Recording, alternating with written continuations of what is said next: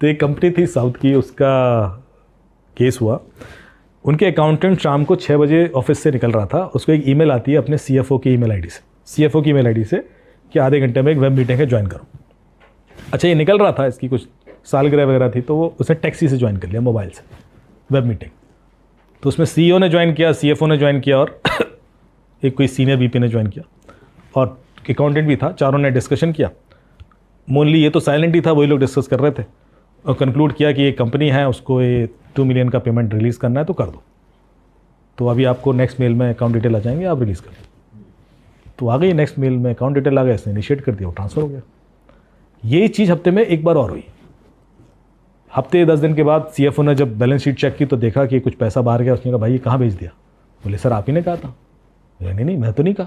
बोले नहीं आपने वीडियो कॉल पर डिसाइड किया आप लोगों ने, फिर ईमेल भेजी, उसके बाद किया। बोले कोई वीडियो कॉल नहीं हुई है। बोले सर क्या बात कर रहे हो, ऐसे मत बोलो, फंस जाएंगे। उसके बाद वो हीटेड हो गया मामला और इन्होंने FIR कर दी। अब इन्वेस्टिगेशन जब शुरू हुआ तो सबसे पहले तो अकाउंटेंट पे शक था कि ये झूठ बोल रहा है, पर जब वो जो ईमेल आई थी जिसमें अकाउंट डिटेल थी और वेब मीटिंग की रिक्वेस्ट थी, उसके हेडर चेक किए गए कि स्पूफ ईमेल तो नहीं है, क्योंकि मैं आपके ईमेल से किसी को भी ईमेल भेज सकता हूँ, ये पॉसिबल है यदि आपका सर्वर जो है ईमेल सर्वर डीमार्क कंप्लाइंट नहीं है, जो कि नहीं होता मेजॉरिटी लोगों का। तो ये लर्निंग है, जितनी कंपनीज हैं वो अपने ईमेल सर्वर को सबसे पहले डीमार्क कंप्लाइंट करवा लें, वरना क्रिमिनल सबसे पहले तो उन्हीं की ईमेल से CEO की ईमेल CFO को आती है और वो पैसे ट्रांसफ़र कर देता है वो। फिर होता है कॉल स्पूफिंग, मैं आप ही के नंबर से किसी को कॉल कर सकता हूँ। ये बहुत कॉमन अटैक वेक्टर है। अभी एक भाई साहब तिहाड़ जेल में बंद है विदाउट माय परमिशन। हाँ, एक ऐप से। हाँ, विदाउट योर परमिशन, आपका कोई इन्वॉल्वमेंट ही नहीं है उसमें।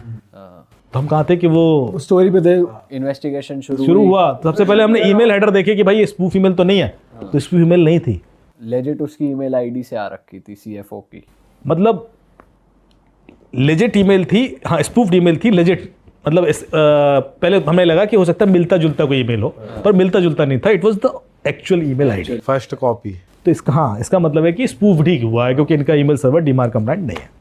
तो चलो एक चीज़ पकड़ी। फिर ये देखा कि ये वेब मीटिंग कॉल यदि हुई है तो उसके कोई एविडेंस मिल जाए, तो वो मिल नहीं रहे थे।